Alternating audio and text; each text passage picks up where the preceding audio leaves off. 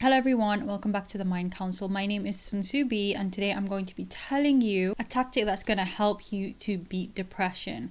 Now, this is a very small part of a very big technique that they use in therapy, but I'm going to give you the actual gist of it today. And it's something that you can start employing in everyday life. It's not something that you actually need to wait until you go to a therapist for, but it's just something that you can start doing every single day. Hopefully it will give you the tools to start to overcome your depression. Obviously, depression is such a wide topic and it's a complex mental health condition. However, having any tool, small or big, that can help you to overcome it is always going to be a good thing. So today I'm going to explain to you what psychologists and therapists use to help you to overcome your depression. And you probably may have heard of this or maybe you haven't, but it's called cognitive behavioural therapy. And cognitive behavioural therapy is something that is used by therapists in therapy sessions with people who are anxious or depressed. And it's everything to do with, if you look at the word cognitive behavioural therapy, cognition meaning your thinking, the way that your mind functions, behavioral, how that affects your behavior, and therapy is what's going to help you to overcome it. So, having laid the groundwork for that, let me tell you a bit more about this and how this works.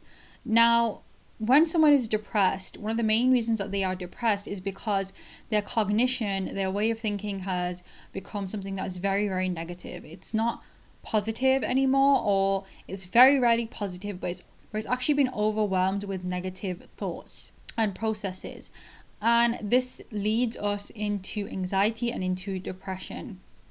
And a therapist's role is going to be to help you to get tools which are going to help change your negative way of thinking and bring it to a more balanced and positive way of thinking.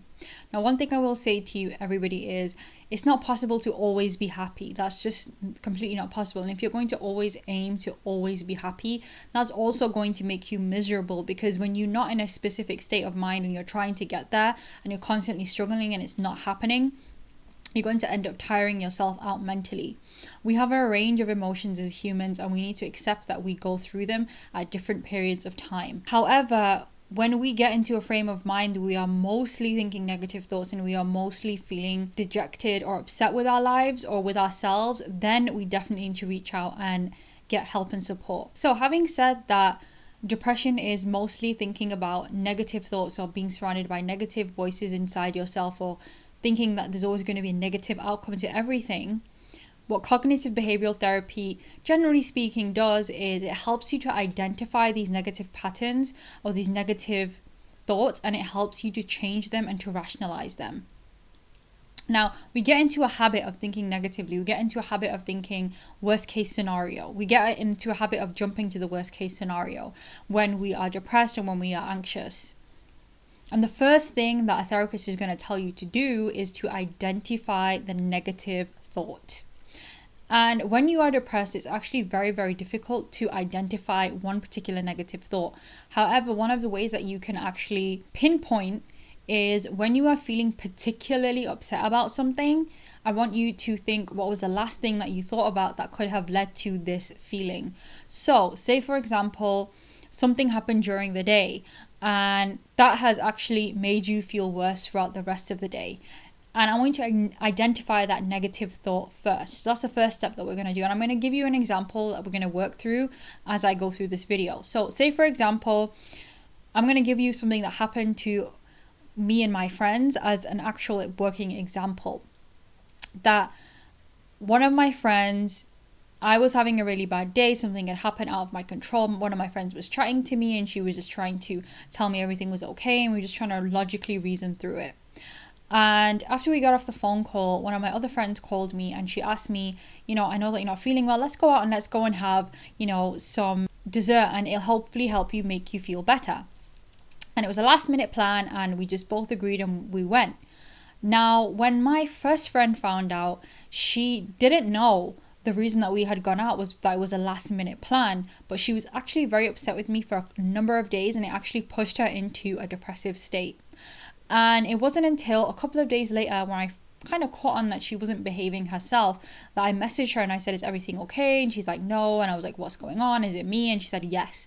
And then first she wouldn't tell me, but when she told me, I was actually very surprised, because she actually was upset with me because she thought that me and my other friend had actually planned to go out and exclude her, and we deliberately never asked her to go with us, and we had pre-planned the whole thing.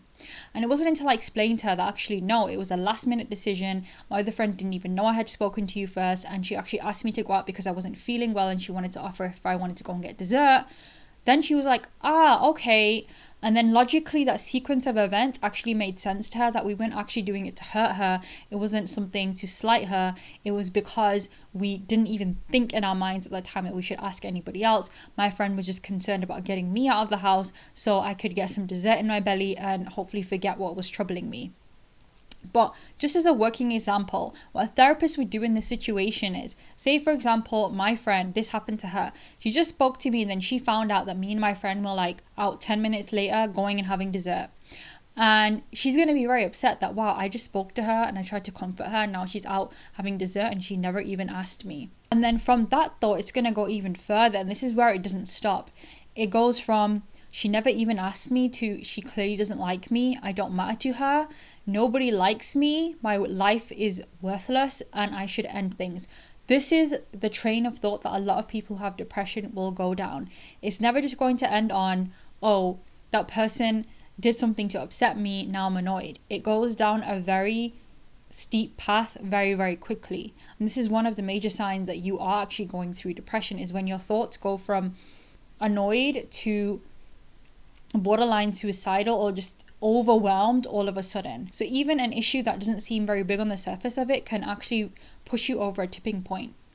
Now, a therapist is going to look at this and say, for example, we use this and my friend is upset and we've identified the negative thought that has come into her head that has led her to feel really bad about herself. The next thing a therapist would do is ask, well, do you think there's another reasonable explanation why they've gone out and they've not told you? And the answer is nearly always going to be yes. If you don't know the actual answer, there's always another possibility.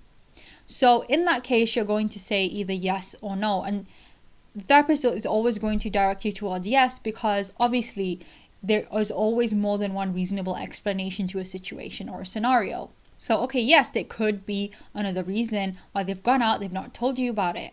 And then we're going to go for, okay, well, if they've gone out, they've not told you about it, maybe they did that because, and then they're going to go through reasonable explanations why they could have done it and not told her. And one of these will be because it was a last minute thing. They didn't even realize your friend was very upset. Maybe the other friend offered to take that friend out and they just both went out just to try and your friend just tried to make your other friend feel better.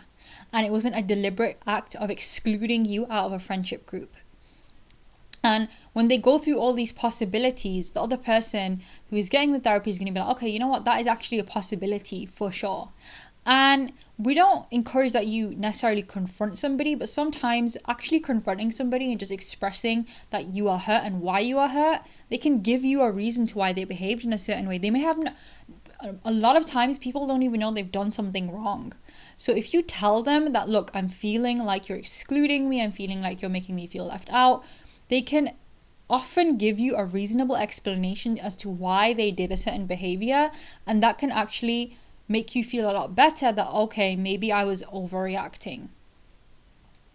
And it's the same thing with every scenario, is what we have to teach ourselves. If you're going through depression, if you're going through a tough time, that when something negative happens, say for example you're dating somebody and they don't call you, they don't text you back immediately, or something has happened and you've not heard from them from a while, instead of jumping to, oh my god, they hate me, oh my god, I did something wrong, oh my god, what's happened, and you start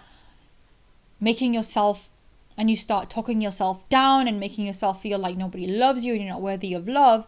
Instead, give yourself an excuse, give yourself an out. There's probably a million different reasons why they haven't responded to you yet. There's probably a million different reasons why what's happening is happening. But to actually talk down to yourself is never going to make you feel better, whatever, it's actually going to make you feel worse. So you always kind of need to almost, what I would say is, give excuses, because there's always going to be more than one reasonable explanation for why something has not happened. And I'm going to give you another quick example. So there was a story online, and you can actually go online and find this, where a woman and her boyfriend was going traveling around the world, and he'd taken kind of like a gap year, and he was in a particular country where he'd not been able to get cell reception for like a month, because he was actually camping, or he was in an area where there was just no cell reception. And his girlfriend had actually started panicking and sent him like 50 messages. Every single message was more panicked and worse than the last one. And I believe in one of them she even mentioned something about cheating on him or something like that. And then when he kind of messaged her at the end of the month, when he finally got reception, he's like, hey, sorry, I've not been in touch, and this is the reason why.